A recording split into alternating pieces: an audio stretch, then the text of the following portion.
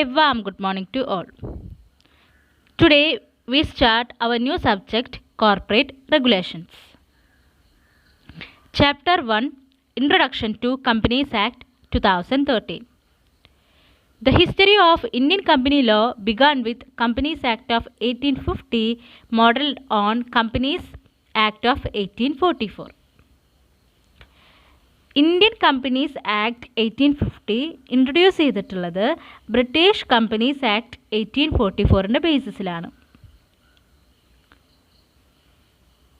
അതിനുശേഷമാണ് India independent ആയിട്ടുള്ളത്. അപ്പോൾ അതുകൊണ്ട് തന്നെ നമ്മളുടെ കമ്പനീസ് ആക്റ്റിൽ ഒരുപാട് ചേഞ്ചസ് വരുത്തേണ്ടത് അത്യാവശ്യമായിട്ട് വന്നു. അതുകൊണ്ട് തന്നെ നമ്മളൊരു പുതിയ കമ്മിറ്റി രൂപീകരിച്ചു under the chairmanship of CH ബാബ. അതുകൊണ്ട് തന്നെ ആ ഒരു കമ്മിറ്റിയെ ബാബ കമ്മിറ്റി എന്നുകൂടി അറിയപ്പെടുന്നുണ്ട്. ഒക്ടോബർ 1950 12 മെമ്പർ കമ്മിറ്റി ആയിട്ടാണ് സെൻട്രൽ ഗവൺമെൻറ് ഈ ഒരു കമ്മിറ്റിയെ അപ്പോയിൻമെൻറ്റ് നടത്തിയിട്ടുള്ളത്. ഏപ്രിൽ 1952 ബാബ കമ്മിറ്റി അവരുടെ റിപ്പോർട്ട് സബ്മിറ്റ് ചെയ്തു. അതിനുശേഷം 2 സെപ്റ്റംബർ 1953 ഈ ഒരു റിപ്പോർട്ട് ഒരു ബില്ലായിട്ട് സെൻട്രൽ ഗവൺമെൻറ് പാർലമെൻറ്റിൽ അവതരിപ്പിച്ചു. അതിനുശേഷം parliament appointed A joint parliamentary committee in May 1954. 1954 ഒരു ജോയിൻറ്റ് പാർലമെൻ്ററി കമ്മിറ്റി രൂപീകരിച്ചിട്ട് ബാബ കമ്മിറ്റി ഓൾറെഡി വെച്ചിട്ടുള്ള റിപ്പോർട്ടിൽ അല്ലെങ്കിൽ ബില്ലിൽ കുറച്ച് ചേഞ്ചസും റെക്കമെൻഡേഷൻസും ഒക്കെ വരുത്തി, മോഡിഫിക്കേഷൻസ് ഒക്കെ വരുത്തി. അതിനുശേഷം ഈ ഒരു ബില്ല് വീണ്ടും നവംബർ 1955 പാർലമെൻറ്റിൽ പാസ്സാക്കി. അതിനുശേഷം പ്രസിഡൻറ്റിൻ്റെ അസെൻറ്റ് സമ്മതം കിട്ടുകയും 18 ജനുവരി 1956 ആണ് ഈ ഒരു ആക്ടിനെ പ്രസിഡൻറ്റിൻ്റെ കയ്യിൽ നിന്ന് അസെൻറ്റ് കിട്ടിയിട്ടുള്ളത്. എന്നിട്ട് ഏപ്രിൽ 1956 മുതൽ ഈ ഒരു act came into force. ആ ഒരു ആക്ടിലെ 658 സെക്ഷൻസും 14 ഷെഡ്യൂൾസാണ് അടങ്ങിയിട്ടുള്ളത്. അതിനുശേഷം വീണ്ടും നമ്മളുടെ ഇന്ത്യൻ എക്കോണമി മാറി. നാഷണൽ ലെവലിലും ഇൻ്റർനാഷണൽ ലെവലിലും ഒരുപാട് ചേഞ്ചസ് വന്നു. 1991 ആയപ്പോഴത്തേനും LPG കൊണ്ടുവന്നു, ലിബറലൈസേഷൻ, പ്രൈവറ്റൈസേഷൻ, ഗ്ലോബലൈസേഷൻ. ഓക്കെ, അപ്പോൾ ഒരുപാട് മൾട്ടിനാഷണൽ കമ്പനീസ് നമ്മളുടെ ഇന്ത്യൻ എക്കോണമിയിൽ വന്നിട്ട് ബിസിനസ് നടത്തി. ഫോറിൻ ഇൻവെസ്റ്റ്മെൻറ്റ് കൂടി, ഫോറിൻ എക്സ്ചേഞ്ച് കൂടി, ഫോറിൻ ട്രാൻസാക്ഷൻസ് കൂടി. അതുകൊണ്ട് തന്നെ നമ്മളുടെ കമ്പനീസ് ആക്റ്റിൽ വീണ്ടും ചേഞ്ചസ് വരുത്തേണ്ടത് അത്യാവശ്യമാണെന്ന് മനസ്സിലാക്കി. അതിൻ്റെ ഭാഗമായിട്ടാണ് 2009 കമ്പനീസ് ബില്ല് വീണ്ടും പാർലമെൻറ്റിൽ പാസ്സാക്കുക ഉണ്ടായിട്ടുള്ളത്. ഈ ഒരു കമ്പനീസ് ബിൽ 2009 ഒരുപാട് സജഷൻസും റെക്കമെൻഡേഷൻസും ഒക്കെ വന്നു. അത് ഫിനാൻസ് ഭാഗമായാലും ഇല്ലെങ്കിൽ സ്റ്റാൻഡിംഗ് കമ്മിറ്റി എന്നൊക്കെ പറഞ്ഞിട്ട് ഒരുപാട് സജഷൻസും റെക്കമെൻഡേഷൻസും വന്നതിൻ്റെ ഭാഗമായിട്ട് central government companies bill 2009 withdraw ചെയ്യാനും ഒരു ഫ്രഷ് ബില്ല് സ്റ്റാർട്ട് ചെയ്യാനും വേണ്ടിയിട്ട് സജഷൻ കൊടുത്തു. അങ്ങനെയാണ് companies bill 2011 introduced in Lok Sabha on 14 December 2011. 2011 ഒരു പുതിയൊരു കമ്പനീസ് ബില്ല് ലോകസഭയിൽ പാസ്സാക്കിയിട്ടുള്ളത്. 14 ഡിസംബർ 2011 ലോകസഭയിൽ പാസ്സാക്കിയിട്ടുള്ളത്. അതിനുശേഷം ഈ ഒരു ബില്ല് സ്റ്റാൻഡിംഗ് കമ്മിറ്റിക്ക് റെഫർ ചെയ്തു ഓൺ 5 ജനുവരി 2012. സ്റ്റാൻഡിംഗ് കമ്മിറ്റി അവരുടെ റിപ്പോർട്ട് സബ്മിറ്റ് ചെയ്തിട്ടുള്ളത് 26 ജൂൺ 2012 അതിനുശേഷം ഈ ഒരു ബില്ല് കമ്പനീസ് ബിൽ 2012 വീണ്ടും ലോകസഭയിൽ പാസ്സാക്കി ഓൺ 18 ഡിസംബർ 2012. അതിനുശേഷം രാജ്യസഭയിൽ 8 ഓഗസ്റ്റ് 2013 പാസ്സാക്കി. നമുക്കറിയാം ഒരു ആക്ട് കൊണ്ടുവരണമെന്നുണ്ടെങ്കിൽ ഒരുപാട് പ്രൊസീജിയേഴ്സ് വരുന്നുണ്ട് അല്ലേ. പാർലമെൻറ്റ്, ലോകസഭ, രാജ്യസഭ ഈ എല്ലാ സഭകളിലും ഈ ഒരു റിപ്പോർട്ടിനെ കുറിച്ചിട്ട് ഡിസ്കഷൻസും സ്റ്റഡിയും കാര്യങ്ങളൊക്കെ നടത്തിയതിന് ശേഷമാണ് ആ ഒരു ബില്ലുകൾ പിന്നീട് ആക്റ്റുകളായിട്ട് മാറുന്നത് അല്ലേ. അപ്പോൾ ഈ ഒരു ലോകസഭയിൽ രാജ്യസഭയിലൊക്കെ പാസ് ചെയ്യുന്ന സമയത്ത് അത് കമ്പനീസ് ബിൽ 2012 ആയിരുന്നു. അതിനുശേഷം 2013 ഹോണറബിൾ പ്രസിഡൻ്റ് ഓഫ് ഇന്ത്യ സമ്മതം കൊടുത്ത് സൈൻ ചെയ്യുമ്പോഴാണ് അതെന്തായിട്ട് മാറുന്നത്, ഒരു ആക്റ്റായിട്ട് മാറുന്നത്. ഓക്കെ, അപ്പോൾ പ്രസിഡൻ്റ് ഓഗസ്റ്റ് 29, 2013 അദ്ദേഹം സൈൻ ചെയ്യുകയും അതിനുശേഷം ഗസറ്റിലെ ഓഗസ്റ്റ് 30, 2013 നോട്ടിഫൈ ചെയ്യുകയും അതിൻ്റെ ഭാഗമായിട്ടാണ് കമ്പനീസ് ആക്ട് 2013 എന്ന് പറയുന്ന ന്യൂ കമ്പനീസ് ആക്ട് ഉണ്ടായിട്ടുള്ളത്. ഈ ഒരു ആക്ട് എൻഫോഴ്സ്മെൻറ്റ് നടന്നിട്ടുള്ളത് 1 ഏപ്രിൽ 2014 ഈ ഒരു ആക്റ്റിൽ ഗവൺമെൻറ്റിനും ഒരുപാട് പവേഴ്സ്, സബ്സ്റ്റാൻഷ്യൽ പവർ കൊടുക്കുന്നുണ്ട്. അതുകൊണ്ട് തന്നെ റൂൾസിനും റെഗുലേഷൻസിനൊക്കെ വേണ്ടിയിട്ട് ഒരുപാട് ഫോംസ് ഈ ഒരു കമ്പനീസ് ആക്ട് 2013 ഇൻക്ലൂഡ് ആയിട്ടുണ്ട്. 470 സെക്ഷൻസും 7 ഷെഡ്യൂൾസുമാണ് ഈ ഒരു കമ്പനീസ് ആക്ട് 2013 ഇൻക്ലൂഡ് ആയിട്ടുള്ളത്. Now let us discuss the objects of the act. ഈ ഒരു ആക്ടിൻ്റെ ഒബ്ജക്ട്സ് എന്തൊക്കെയാണ്, എയിമുകൾ എന്തൊക്കെയാണ്? First one, to reduce the content of the substantive portion of the related law in the Companies Act 2013 as compared to the Companies Act 1956.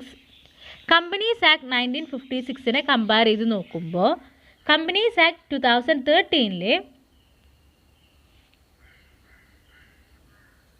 Content കുറവാണ്. അതായത് ഒരുപാട് ഭയങ്കര വൈഡായിട്ട് law express ചെയ്യാതെ ഏറ്റവും ചുരുങ്ങിയ രീതിയിലാണ് ലോനെ 2013 കമ്പനീസ് ആക്റ്റിൽ എക്സ്പ്രസ് ചെയ്തിട്ടുള്ളത്. നെക്സ്റ്റ് പറയുന്നതാണ് ടു ഇൻട്രൊഡ്യൂസ്. അതിൻ്റെ ഭാഗമായിട്ടാണ് നമുക്കറിയാം 1956 കമ്പനി ആക്റ്റിൽ നമ്മൾ പറഞ്ഞു 658 സെക്ഷൻസും 15 ഷെഡ്യൂൾസും ഉണ്ട്. പക്ഷേ കമ്പനീസ് ആക്ട് 2013 470 ഷെഡ്യൂൾസും 470 സെക്ഷൻസും 7 ഷെഡ്യൂൾസും മാത്രമേ ഉള്ളൂ ഇല്ലേ. അപ്പോൾ അവിടെ എന്താണ്, നമ്മളുടെ ഷെഡ്യൂൾസിൻ്റെയും സെക്ഷൻസിൻ്റെയും എണ്ണമൊക്കെ 2013 ആയപ്പോഴത്തേനും കുറഞ്ഞു ഇല്ലേ. 658 ഉണ്ടായിരുന്നത് 470 സെക്ഷൻസ് ആയിട്ട് കുറയാണ് അവിടെ ഉണ്ടായിട്ടുള്ളത്. അതുപോലെ തന്നെ 15 ഷെഡ്യൂൾസ് 7 ഷെഡ്യൂൾസ് ആയിട്ട് മാറി. അപ്പോൾ കണ്ടൻറ്റ് രീതിയിൽ കമ്പനീസ് ആക്ട് 2013 റിഡക്ഷൻ വന്നിട്ടുണ്ട്. നെക്സ്റ്റ് പറയുന്നതാണ് to introduce significant changes in the provisions related to governance, e-management, complaints and enforcement, disclosure norms and auditors. അതുപോലെ തന്നെ സിഗ്നിഫിക്കൻറ്റ് ചേഞ്ചസ് കൊണ്ടുവന്നിട്ടുണ്ട്. വളരെ വ്യക്തമായിട്ടുള്ള ഒരു ചേഞ്ച് കൊണ്ടുവന്നിട്ടുണ്ട്. ഏതൊക്കെ ഏരിയകളിലാണ്? ഗവേണൻസ് എന്ന് പറയുമ്പോൾ റെഗുലേഷൻസ് അല്ലെങ്കിൽ മാനേജ്മെൻറ്റ് എന്നുള്ള രീതിയിലാണ്. മാനേജ്മെൻറ്റ്, ഇലക്ട്രോണിക് മാനേജ്മെൻറ്റിൽ അതുപോലെ തന്നെ ഒരുപാട് നോംസ് ഡിസ്ക്ലോസ് ചെയ്യുന്നത്. നോംസ് മീൻസ് റൂൾസ് ഡിസ്ക്ലോസ് ചെയ്യുന്നതിൽ, അതുപോലെ തന്നെ ഓഡിറ്റേഴ്സിൻ്റെ കാര്യത്തിൽ, കംപ്ലയിൻസ്, എൻഫോഴ്സ്മെൻറ്റ്, റൂൾസ് റെഗുലേഷൻസൊക്കെ എൻഫോഴ്സ്മെൻറ്റ് ചെയ്യുന്നതിൽ, ഇതിലെല്ലാം ഒരു സിഗ്നിഫിക്കൻറ്റ് ചേഞ്ചസ് കമ്പനീസ് ആക്ട് 2013 കൊണ്ടുവന്നിട്ടുണ്ട്. To enable the corporate sector to conduct its affairs responsibly and transparently.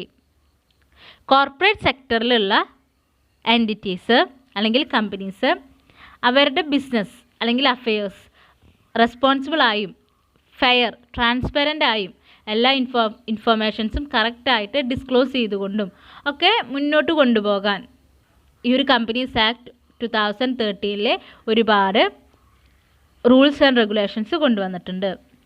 Introducing new concepts such as one-person company, small companies and dormant company. One-person company, small companies, dormant companies പോലുള്ള പുതിയ പുതിയ concepts introduce ചെയ്തിട്ടുണ്ട്. അതിനെക്കുറിച്ചൊക്കെ നമുക്ക് പിന്നീട് അങ്ങോട്ട് detailed ആയിട്ട് പഠിക്കാം.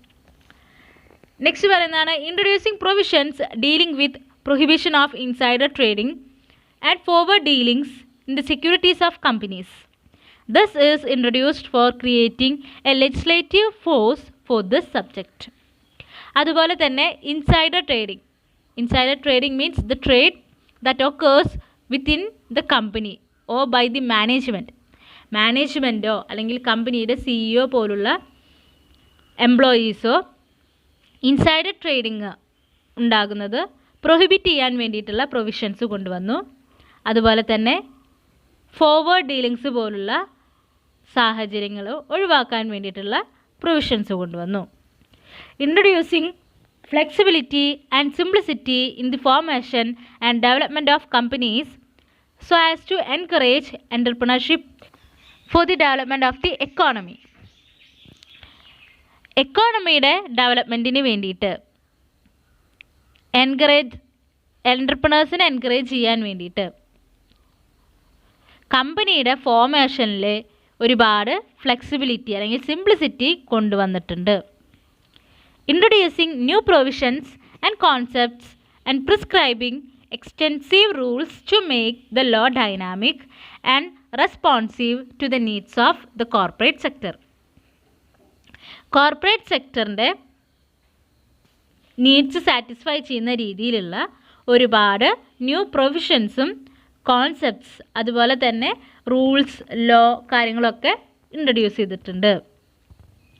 Introducing extensive changes within the area of audit and auditors with a view to enhancing audit effectiveness and accountability of the auditors. ഓഡിറ്റേഴ്സിൻ്റെ വർക്കിലെ അക്കൗണ്ടബിലിറ്റിയും എഫക്റ്റീവ്നെസ്സൊക്കെ ഇൻക്രീസ് ചെയ്യാൻ വേണ്ടിയിട്ട്, എൻഹാൻസ് ചെയ്യാൻ വേണ്ടിയിട്ട് ഒരുപാട് ചേഞ്ചസ് കൊണ്ടുവന്നിട്ടുണ്ട് related to auditing and for auditors. Next പറയുന്നതാണ് provide for mergers, amalgamations and take overs.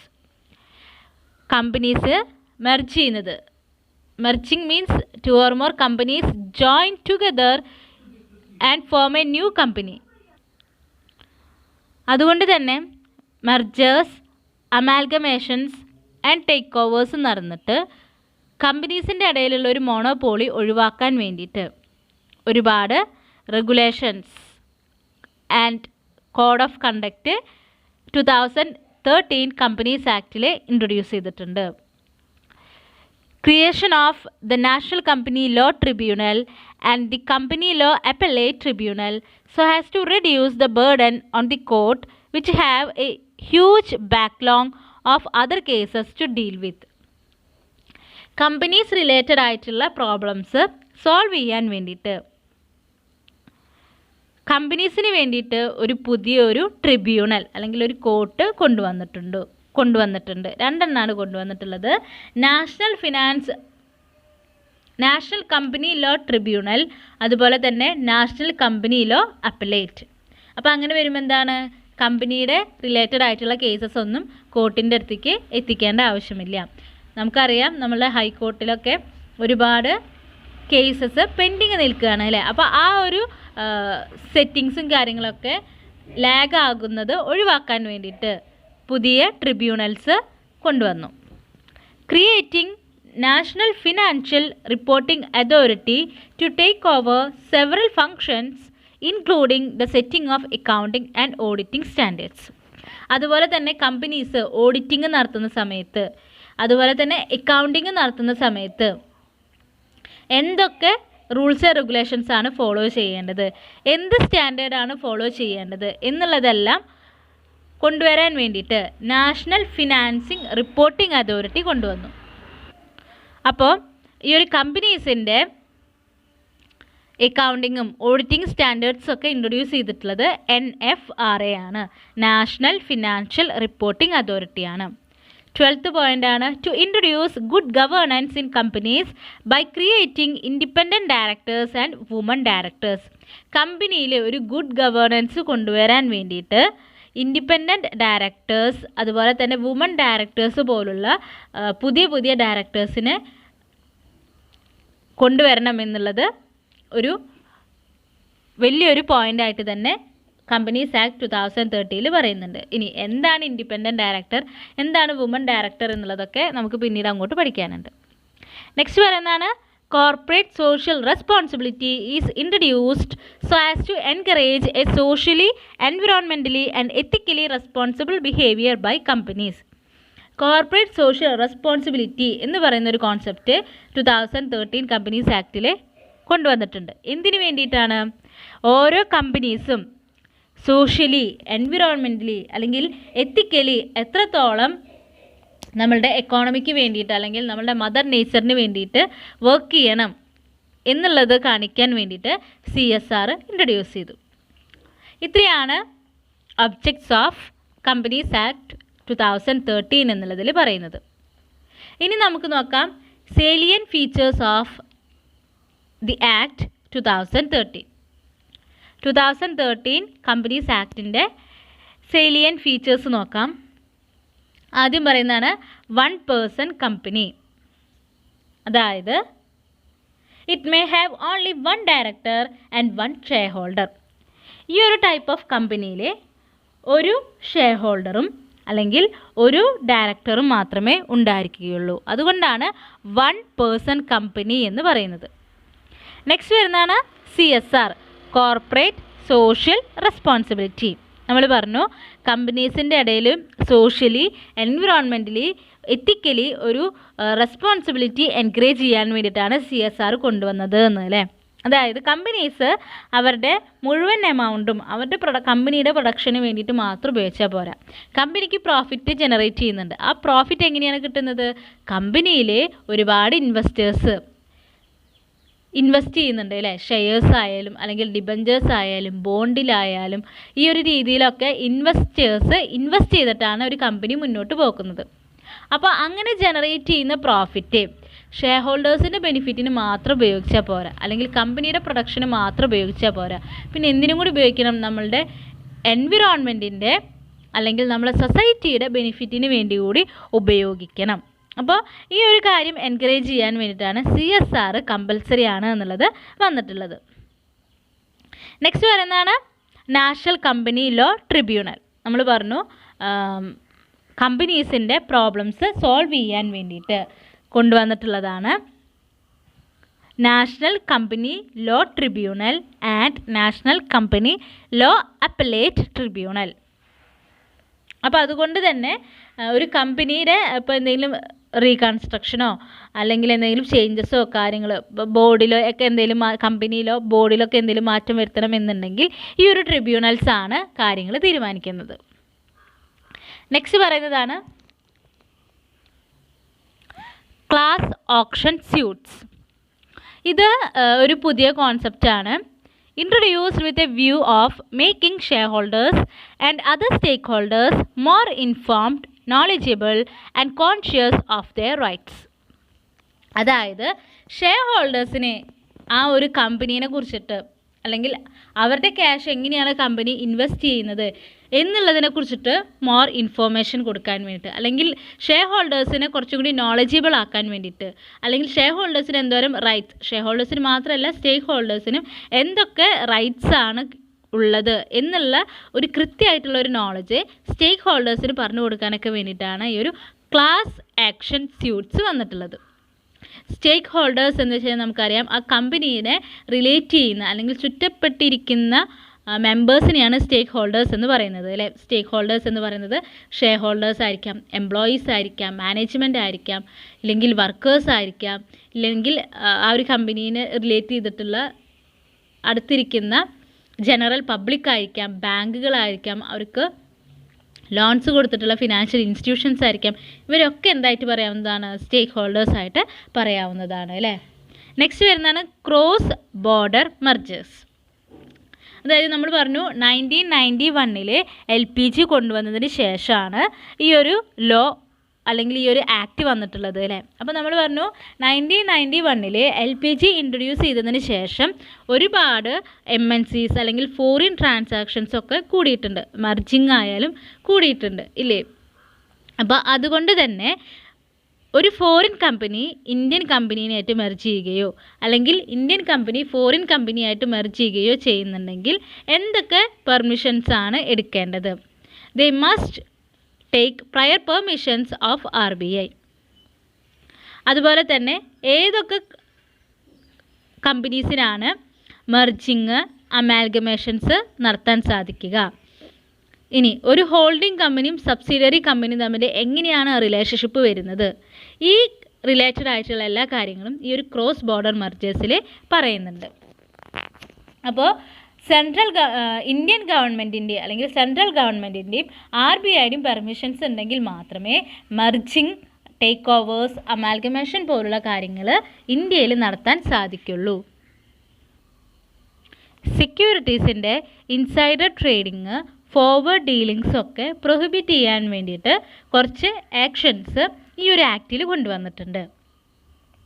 Forward dealings എന്ന് പറയുമ്പോൾ എന്താണ്? ഫ്യൂച്ചറിനെ റിലേറ്റ് ചെയ്തിട്ട് സെക്യൂരിറ്റീസിൻ്റെ ട്രേഡ് നടത്തുന്നതിനെയാണ് ഫോർവേഡ് ഡീലിംഗ് എന്ന് പറയുന്നത്. അതിൽ ഏറ്റവും വലിയ എക്സാമ്പിളാണ് കോൾ ഓപ്ഷൻ, പുട്ട് ഓപ്ഷൻ പോലുള്ള കാര്യങ്ങൾ.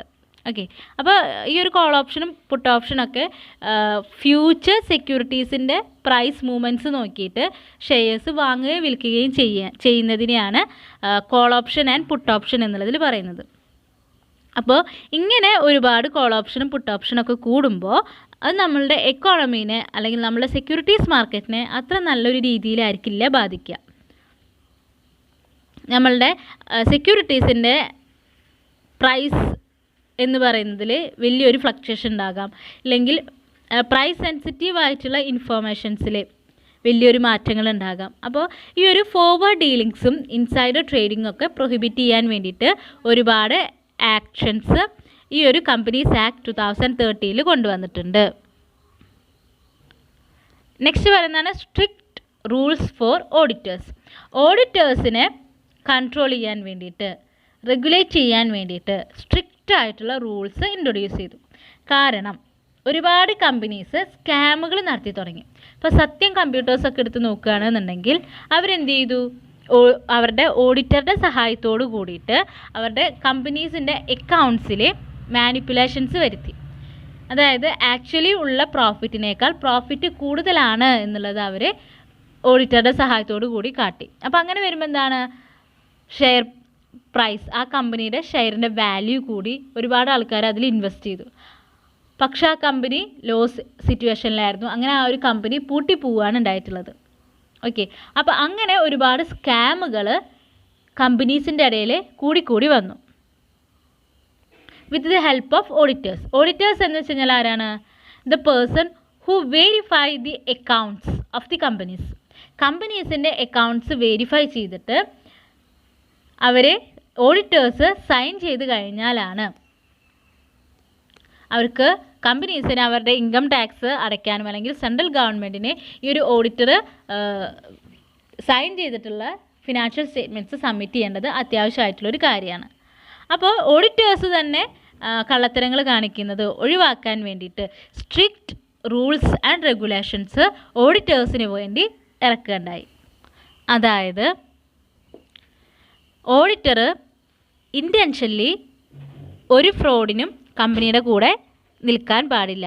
ഇൻ കേസ് അങ്ങനെ ഉണ്ടായിട്ടുണ്ടെങ്കിൽ they are punishable with imprisonment, ജയിലിൽ അടയ്ക്കപ്പെടാനും, എത്ര വർഷം, എക്സ്റ്റെൻഡ് ടു 1 year, 1 വർഷത്തോളം ജയിലിൽ അടയ്ക്കപ്പെടാനും, അതുപോലെ തന്നെ ഫൈനും, അതായത് 1 lakh മുതൽ 25 lakh rupees വരെ ഫൈൻ കിട്ടാനും സാധ്യതയുണ്ട്.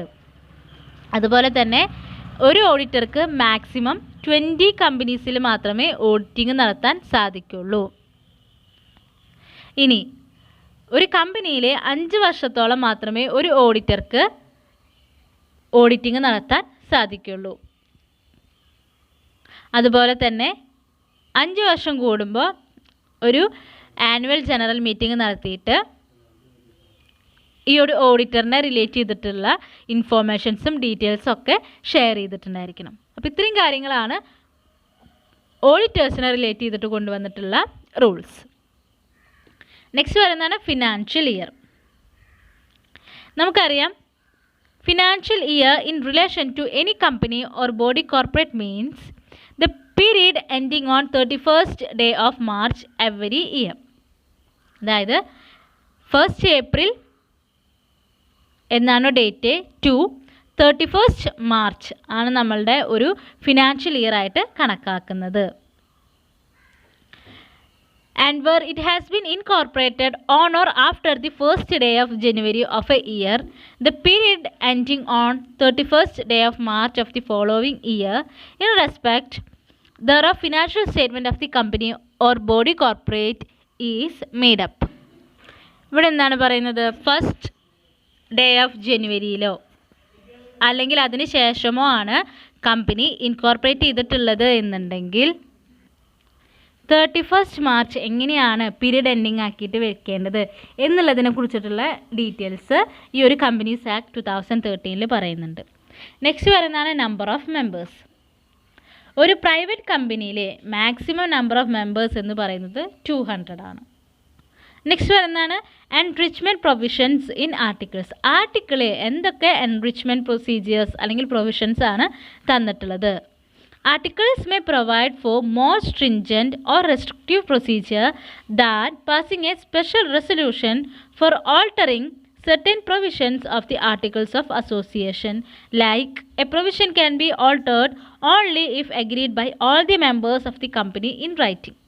അതായത് ഒരു കമ്പനിയുടെ ആർട്ടിക്കിൾസിൽ എന്തെങ്കിലും മാറ്റം വരുത്തണം, ഓൾട്ടറേഷൻസ് വരുത്തണം എന്നുണ്ടെങ്കിൽ ഒരു മീറ്റിംഗ് കൊണ്ടുവരികയും അതിലെ എല്ലാ കമ്പനി മെമ്പേഴ്സിൻ്റെ എഗ്രിമെൻ്റ് സമ്മതം കിട്ടുകയും ചെയ്യുകയാണെങ്കിൽ മാത്രമേ കമ്പനീസിൻ്റെ ആർട്ടിക്കിൾസിലെ പ്രൊവിഷൻസ് ഓൾട്ടർ ചെയ്യാനുള്ള വകുപ്പുള്ളൂ. അപ്പോൾ അതുകൊണ്ട് തന്നെ ഒരു സ്പെഷ്യൽ റെസൊല്യൂഷൻ പാസ്സാക്കിയിട്ട് മാത്രമേ ആർട്ടിക്കിൾസിലെ എന്തെങ്കിലും എൻറിച്ച്മെൻറ്റ് അല്ലെങ്കിൽ ഓൾട്ടറേഷൻസ് കൊണ്ടുവരാൻ സാധിക്കുള്ളൂ. നെക്സ്റ്റ് പറയുന്നതാണ് duties of directors defined. Companies act 2013 section 166 ഡയറക്ടേഴ്സിൻ്റെ റിലേറ്റ് ചെയ്തിട്ടുള്ള ഡ്യൂട്ടീസ്, റെഗുലേഷൻസ്, റെസ്പോൺസിബിലിറ്റീസ് എല്ലാം പറയുന്നത്.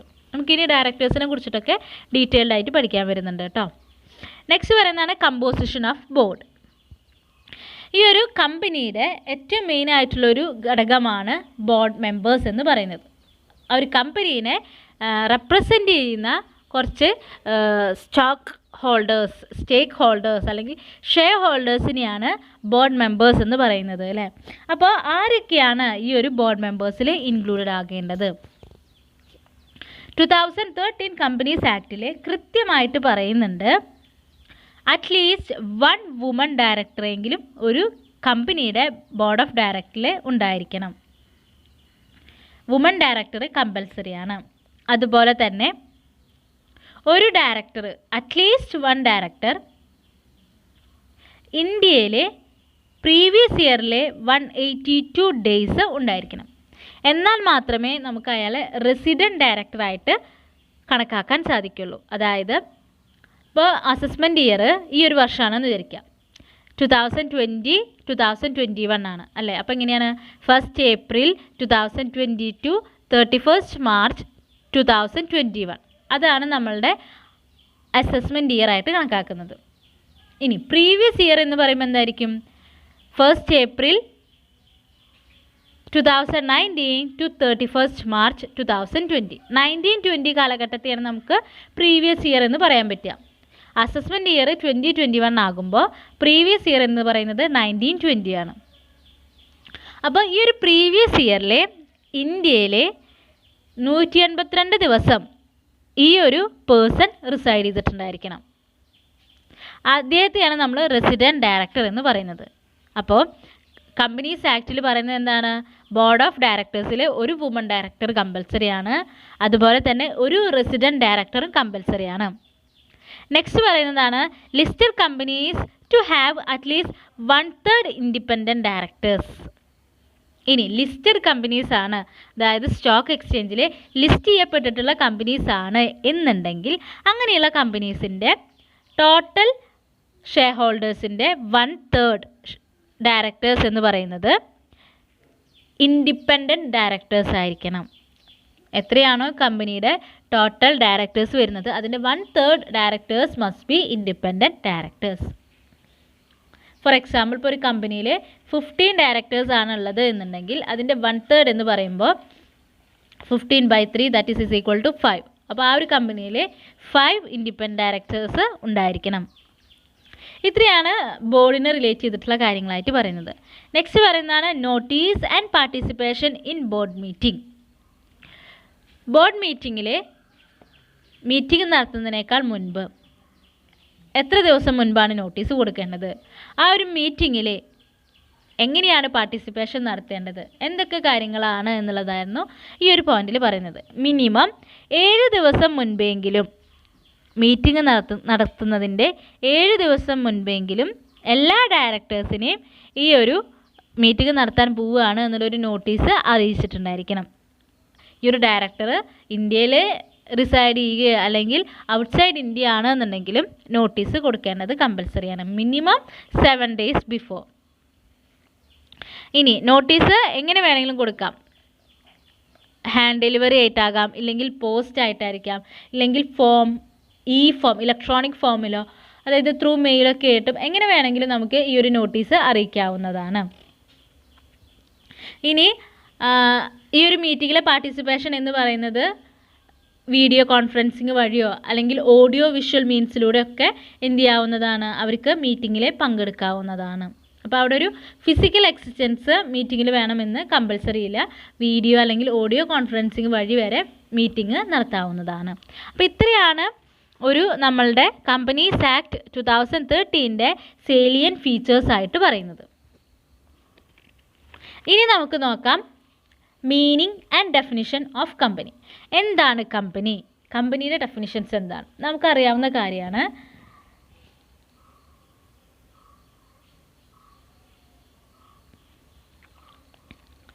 കമ്പനി എന്ന് പറയുന്നത് ലാറ്റിൻ വേർഡിൽ നിന്നാണ് ഡിറൈവ് ചെയ്തിട്ടുള്ളത് ഇല്ലേ? കോം അതുപോലെ തന്നെ പനീസ് എന്ന് പറയുന്ന 2 ലാറ്റിൻ വേർഡിൽ നിന്നാണ് കമ്പനി ഡിറൈവ് ചെയ്ത് വന്നിട്ടുള്ളത്.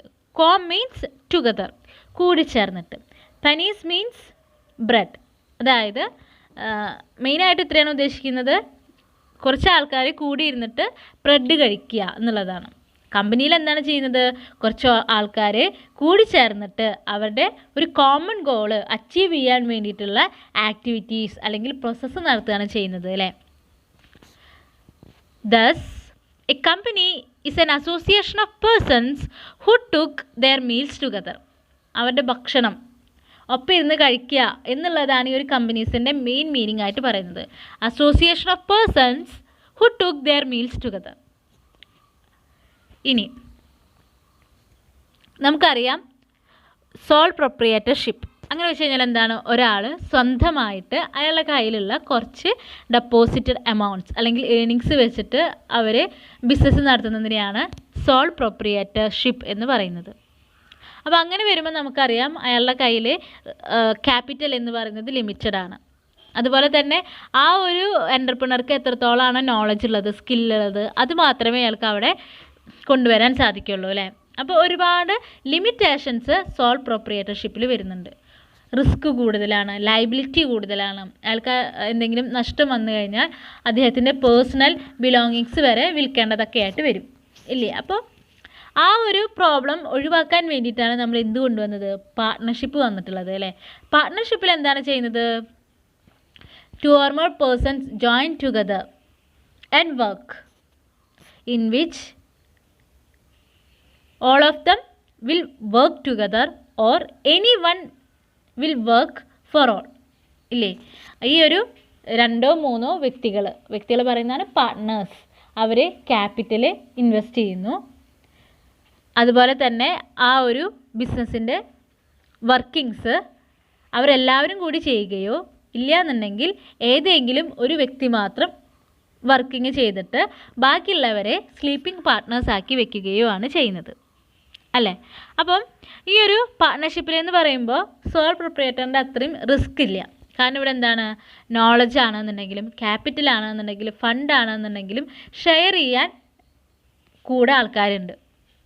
ഇവിടെയും എന്ത് തന്നെയാണ്, ലയബിലിറ്റി ലിമിറ്റഡ് തന്നെയാണ്. അപ്പോൾ അങ്ങനെ വരുമ്പോൾ എന്തെങ്കിലും നഷ്ടം വന്നു കഴിഞ്ഞാൽ ഇവരുടെ പേഴ്സണൽ ബിലോങ്ങിങ്സ് എടുക്കേണ്ടതായിട്ട് വരികയാണ്. അതുപോലെ തന്നെ ഒരു പാർട്ട്ണറിനെ അഡ്മിറ്റ് ചെയ്യുന്ന സമയത്ത്, അല്ലെങ്കിൽ ഒരു പാർട്ട്ണർ ഡെത്ത് ആവുകയാണ്, റിട്ടയർമെൻറ്റ് ആവുകയാണെന്നുണ്ടെങ്കിൽ അപ്പോഴൊക്കെ അവരുടെ ഒരു പ്രോഫിറ്റ് ഷെയറിങ് റേഷ്യോ പോലുള്ള കാര്യങ്ങളൊക്കെ അവർക്ക് അവിടെ ചേഞ്ച് ചെയ്യേണ്ടത് അത്യാവശ്യമായിട്ട് മാറുകയാണ് അല്ലേ. അപ്പോൾ റിസ്ക് ഇവരൊപ്പം ഷെയർ ചെയ്യുന്നത് കൊണ്ട് തന്നെ ഇവരുടെ പ്രോഫിറ്റും ഇവർക്ക് ഷെയർ ചെയ്യേണ്ടതായിട്ട് വരികയാണ്. അപ്പോൾ അവിടെയും ഒരുപാട് ലിമിറ്റേഷൻസ് വരുന്നുണ്ട്. ആ ലിമിറ്റേഷൻസ് ഒക്കെ ഓവർകം ചെയ്യാൻ വേണ്ടിയിട്ടാണ് കമ്പനി എന്ന് പറയുന്ന ഒരു ന്യൂ സെറ്റപ്പ് കൊണ്ടുവന്നിട്ടുള്ളത് ഇല്ലേ. അപ്പോൾ ഇവിടെ എങ്ങനെയാണ്, a new form of business organisation came into existence and this is called joint stock company or simply a company or corporation. അപ്പോൾ ഈ നമ്മൾ മുൻപ് പറഞ്ഞിട്ടുള്ള ബിസിനസ്സിൻ്റെ ഒക്കെ ലിമിറ്റേഷൻസ് ഓവർകം ചെയ്യാൻ വേണ്ടിയിട്ടാണ് ഈ ഒരു കോൺസെപ്റ്റ് ഇൻട്രൊഡ്യൂസ് ചെയ്തിട്ടുള്ളത്. അതായത് ജോയിൻറ്റ് സ്റ്റോക്ക് കമ്പനി അല്ലെങ്കിൽ കോർപ്പറേറ്റ് എന്ന് നമ്മൾ വിളിക്കപ്പെടുന്ന ഈ ഒരു പുതിയ കോൺസെപ്റ്റ് ഇൻട്രൊഡ്യൂസ് ചെയ്തിട്ടുള്ളത് ഇല്ലേ. ഇവിടെ എങ്ങനെയാണ്, ഒരു പേഴ്സണെ ഒരു ബിസിനസ് ഐഡിയ ഉണ്ട്, ആ ഒരു ഐഡിയ പ്രാക്ടിക്കൽ ലൈഫിലേക്ക് കൊണ്ടുവരണമെന്നുണ്ടെങ്കിൽ എന്തൊക്കെ കാര്യങ്ങൾ അയാൾ ചെയ്യണം? അയാളുടെ കയ്യിൽ ഫണ്ടൊന്നുമില്ല, ഏണിങ്സ് ഒന്നുമില്ല. അപ്പോൾ അദ്ദേഹം എന്ത് ചെയ്യാണ്, കുറച്ച് ആൾക്കാരുടെ സഹായത്തോട് കൂടിയിട്ട് ആ ഒരു ബിസിനസ് നടപ്പാക്കുകയാണ്. അതിന് വേണ്ടിയിട്ട് അയാൾ എന്ത് ചെയ്യണം, ഒരു കമ്പനി ഫോം ചെയ്യണം.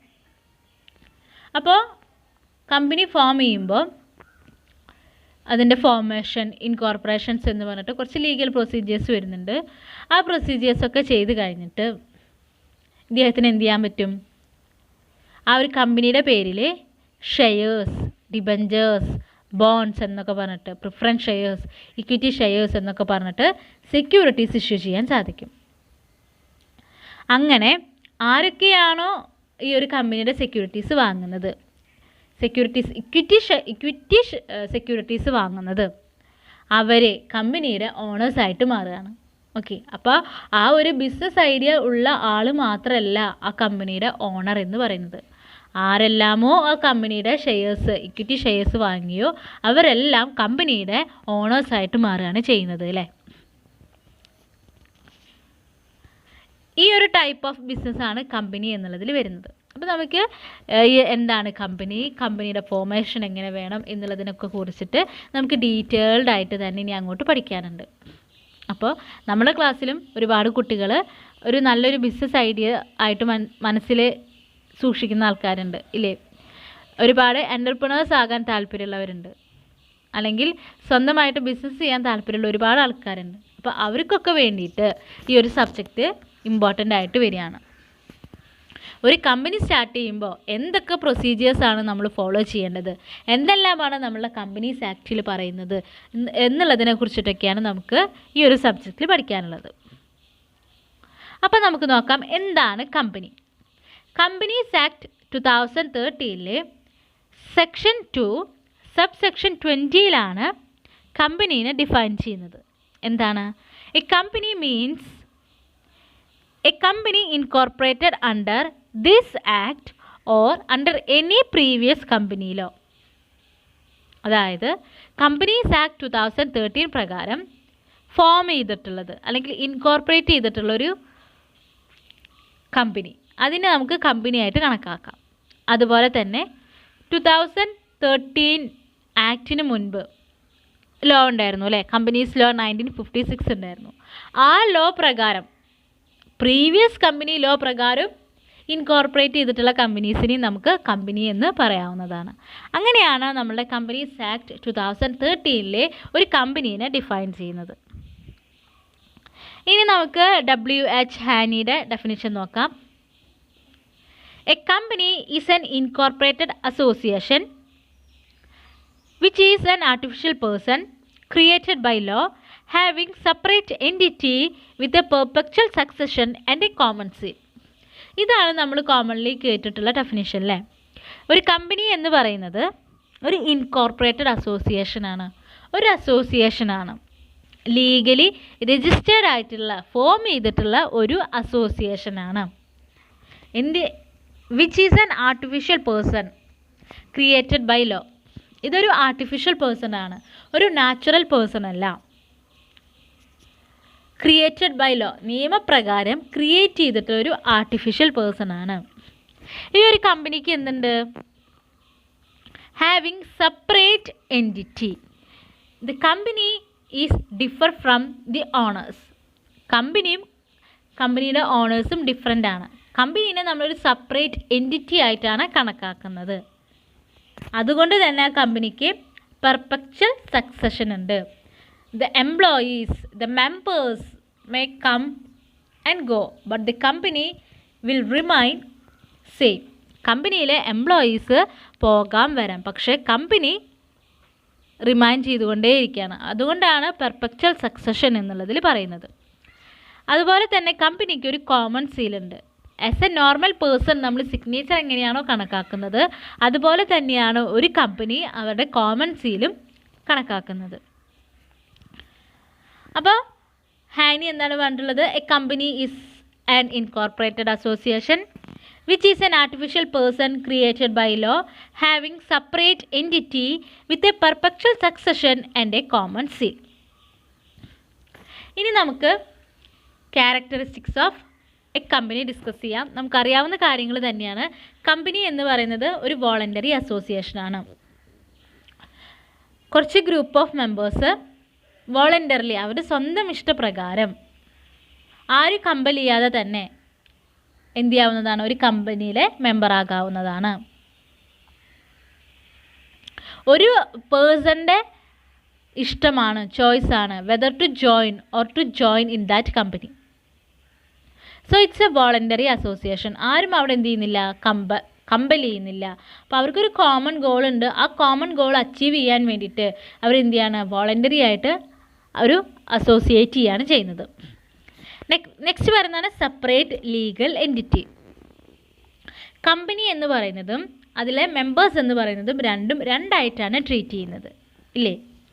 അപ്പോൾ ഒരു കമ്പനി ഒരു കോൺട്രാക്റ്റിൽ എൻ്റർ ചെയ്യുമ്പോൾ ആ ഒരു കമ്പനിയുടെ പേരിലാണ് എൻ്റർ ചെയ്യുന്നത്.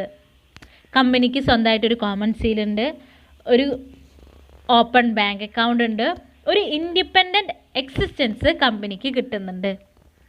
കമ്പനി എന്ന് പറയുന്നത് ലോ ക്രിയേറ്റ് ചെയ്തിട്ടുള്ള ഒരു ആർട്ടിഫിഷ്യൽ പേഴ്സൺ ആണ്. അപ്പം അതുകൊണ്ട് തന്നെ ഒരു നാച്ചുറൽ പേഴ്സണ് എന്തൊക്കെ റൈറ്റ്സ് ആണുള്ളത് അതെല്ലാം ഒരു കമ്പനിക്കും കിട്ടുന്നുണ്ട്. ഒരു ആസ് എൻ ആർട്ടിഫിഷ്യൽ പേഴ്സൺ ഒരു കമ്പനിക്കും കിട്ടുന്നുണ്ട്. അപ്പോൾ കമ്പനീനെ ഒരു സെപ്പറേറ്റ് എൻറ്റിറ്റി ആയിട്ടാണ് കണക്കാക്കുന്നത്. ഒരു കമ്പനിയിലെ എന്തെങ്കിലും സ്കാമോ അല്ലെങ്കിൽ എന്തെങ്കിലും പ്രോബ്ലംസോ വന്നു കഴിഞ്ഞാൽ അല്ലെങ്കിൽ കമ്പനിക്കെതിരെ എന്തെങ്കിലും കേസ് കൊടുക്കണമെന്നുണ്ടെങ്കിൽ അതിലത്തെ മെമ്പേഴ്സിനെ ആയിരിക്കില്ല, കമ്പനിയുടെ പേരിലായിരിക്കും കൊടുക്കുന്നുണ്ടായിരിക്കുക. So they cannot sue individual members. ആ ഒരു കമ്പനിയുടെ ഇൻഡിവിജ്വൽ മെമ്പേഴ്സിനെ സ്യൂ ചെയ്യാൻ സാധിക്കില്ല, കമ്പനീനെയാണ് സ്യൂ ചെയ്യാൻ സാധിക്കുള്ളൂ. അതുപോലെ തന്നെ ഒരു കമ്പനിയുടെ പേരിൽ വേറെ ആർക്കെങ്കിലും എതിരെ കേസ് കൊടുക്കാനുള്ള റൈറ്റ് ഉണ്ട്. So company can sue and can be sued. കമ്പനിക്ക് എതിരെ ആർക്കെങ്കിലും കേസ് കൊടുക്കാം, കമ്പനിക്ക് വേറെ ഏതെങ്കിലും ആൾക്കാർക്കെതിരെയും കേസ് കൊടുക്കാം. നെക്സ്റ്റ് വരുന്നതാണ് പെർപെച്വൽ സക്സഷൻ. നമ്മൾ പറഞ്ഞു കമ്പനി എന്ന് പറയുന്നത് ഒരു ലീഗൽ ആർട്ടിഫിഷ്യൽ പേഴ്സൺ ആയതുകൊണ്ട് തന്നെ കമ്പനിയിലെ മെമ്പേഴ്സ് വരാം പോകാം, ഡെത്ത് വരാം, ഇൻസോൾവൻസി വരാം, ഷെയർ ഹോൾഡേഴ്സ് മാറാം. പക്ഷെ അതൊന്നും ഒരു കമ്പനിയുടെ എക്സിസ്റ്റൻസിനെ ബാധിക്കുന്നില്ല. ഒരു പെർപെച്വൽ സക്സഷനാണ് അവിടെ കിട്ടുന്നത്. The members may come and go, but the company goes on until it is wound up according to law.